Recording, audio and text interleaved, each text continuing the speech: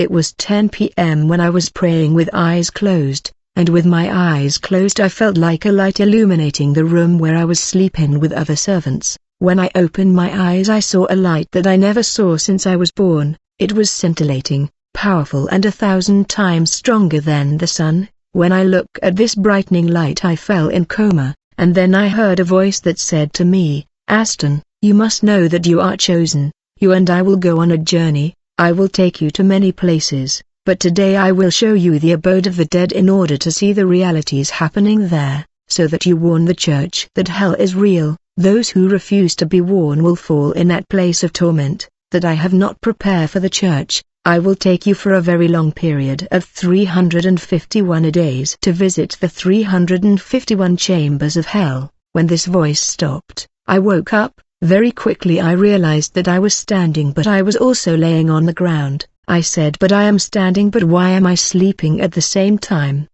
This must be a dream, and I must wake up from this dream." But panic began to fill my heart. I tried to touch my body but my hand went through the body, and I felt terror. I began to call God's servant who slept with me in that room to wake up, but they were not hearing me. I said, "You must wake and see what is happening to me. I am shocked by this phenomena." I called the names of everybody but no one could hear me. I decided to come out and went through the door. I went to the neighbors to tell them about what was happening to me and saw that I entered their homes through the wall instead of the door, but no one was hearing when I tried to talk to them. Some were sitting in the living room watching TV and others were sleeping on their bed. I came out of these house and began to run in the street shouting for help and assistance. I cried in the street, "Please, it's me, the pastor, come and see what is happening to me. I don't understand." In this I was able to see my body in the bedroom even if it was in the street because the walls of all these houses could not stop my sight.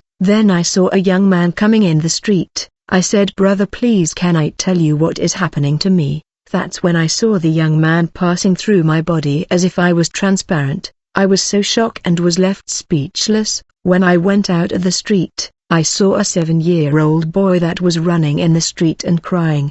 He was saying, "My mother and father, why have you buried my body? Where am I going now? You keep saying that I am dead, but here I am as a wandering person, and I don't have a place to stay." I stopped the boy and asked him what is the problem. He said, "Big brother, I was sick and I was taken to the hospital, and when we got there, the doctor claimed that I was dead. I kept telling everybody that I was not dead, but they took my body and went to bury it saying that I was dead, even when I kept saying that I am not. When I went back home to my parent place I realized that they don't see me and can't hear me. When I talk to them they don't hear me and don't talk to me.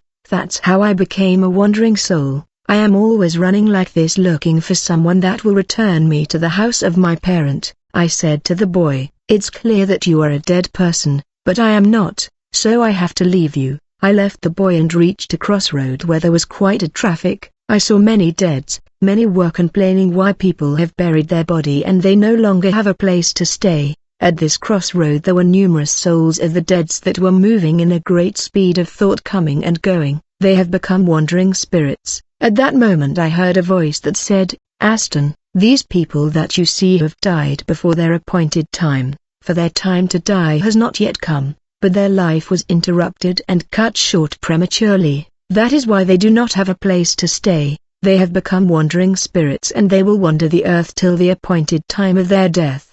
When this voice stopped I wonder who was talking to me. At that moment I did not know that it was the Lord. I continued my journey wondering what is this reality. I arrived before a church. To my surprise I saw that this church was surrounded by people dressed in black. Other were naked and other were in underwear. I saw that these strange people were doing a ritual against this church and perpetrating bewitchment and casting spells against the church. These wizards were chanting and saying, "People will not come to this church will not grow and will not progress, it is not a good place, and this ministry will not grow and people will not come here."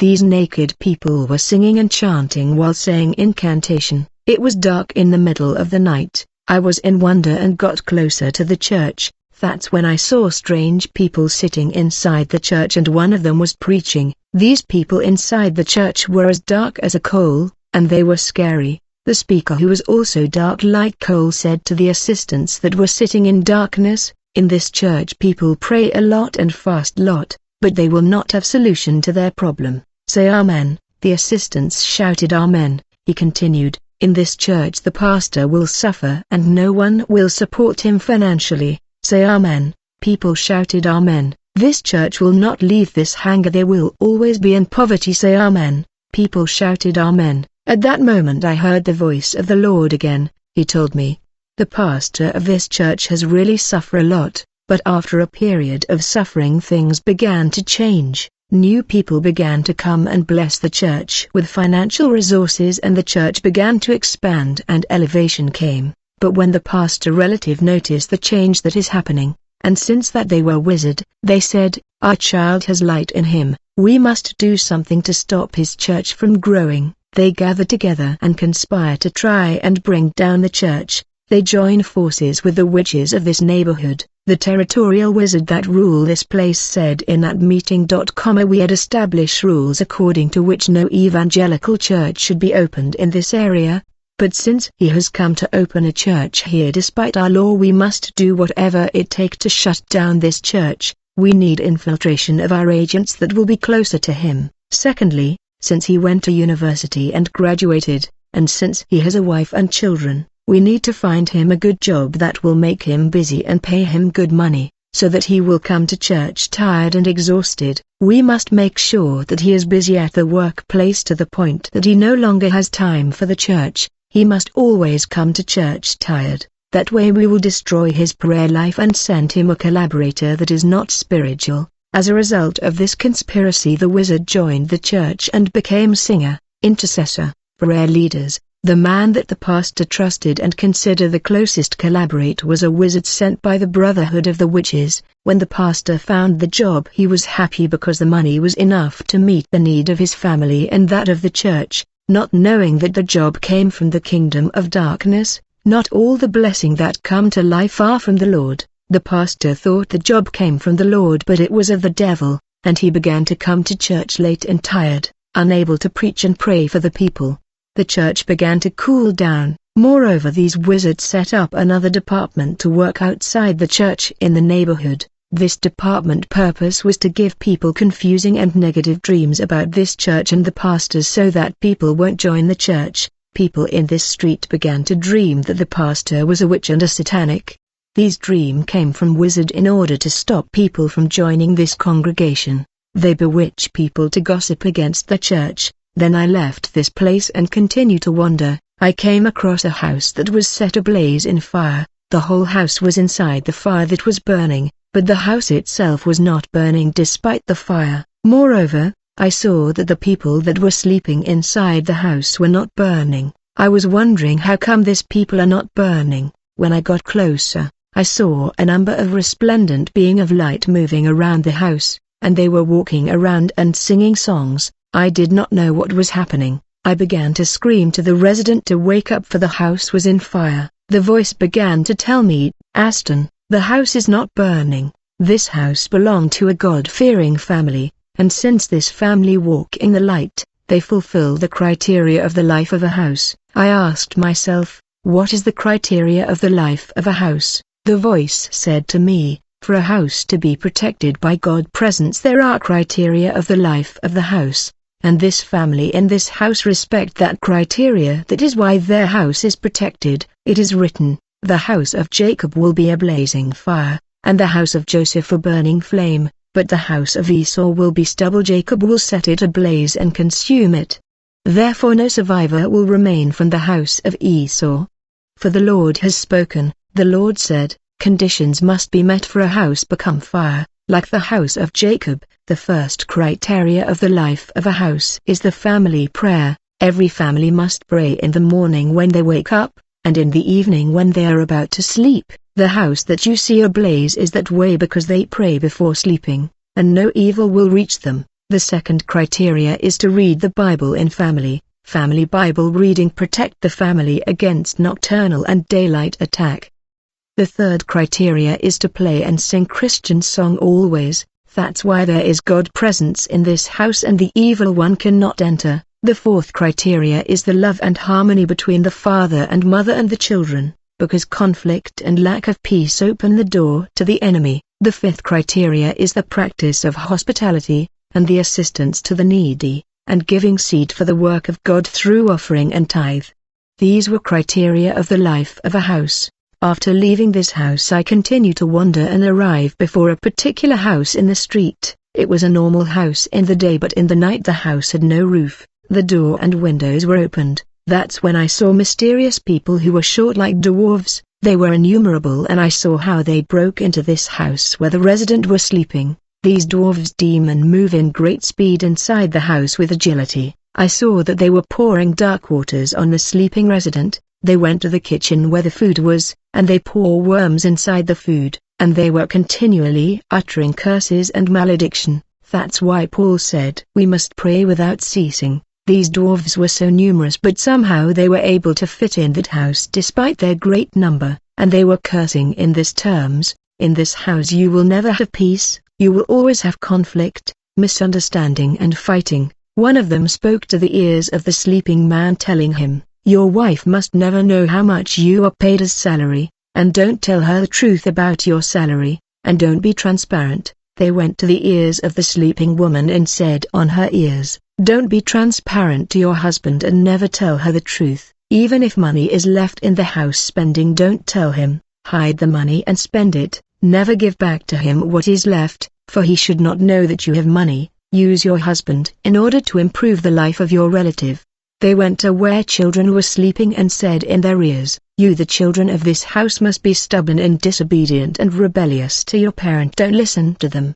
They went to the TV and began to speak these words. In this TV the children will only watch pornographic content, and they spoke to the phone devices and said, children, you must always listen to secular music on your phone. I was confused by this spectacle. At that moment the voice of the Lord told me, the house that you see belonged to a Christian family.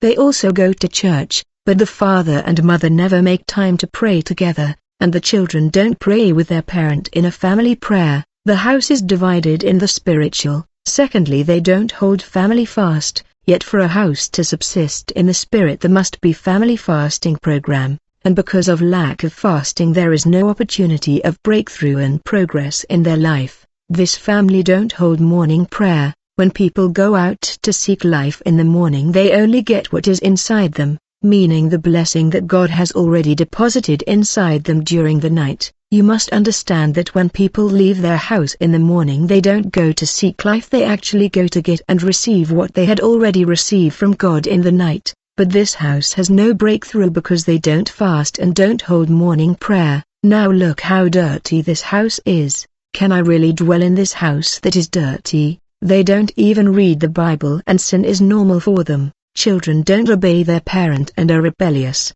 There is no transparency between the father and mother when it comes to finance. That's why their homes is at the mercy of wizards and demons. When I left this house I continued to wander the street. There were wandering souls moving left and right in great speed complaining, and they said, we don't have a place to go. Why have our family buried our body? I then arrived in a Broadway. I saw a group of people seating and eating meat while listening to secular music, in a place that was like restaurant.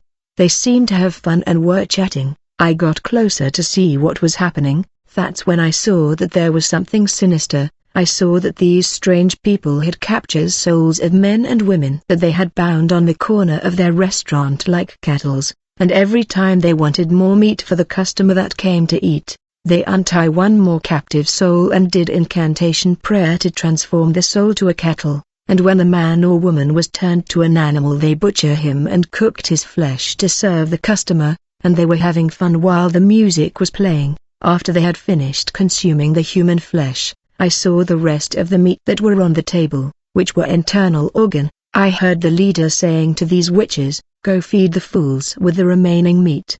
The wizard went out to the city to introduce the human flesh in the mouth of people that were walking the street and sitting at home. I was in wonder, but I suspected that these people were witches. I was in a state where whenever I look at something I became aware of what it was. At that moment the voice told me, Aston, The food that you see these witches introducing in people's mouth by force is what people eat in the dream. You hear that people eat food in the dream. They actually eat human flesh left over by the witches. These witches consider the meat that they feed people in the dream as a charitable act, so that they may prosper. For man to go forward, he must sow a seed and give to the needy. This is exactly what they do when they go feed people with human meat in the dream, so that they will be protected against the consequences of their crimes. When I left these witches, I continued my way and I saw ordinary people sitting there in the street, and a man was coming, but he was dragging his foot that was hurting him. But when I looked at his foot,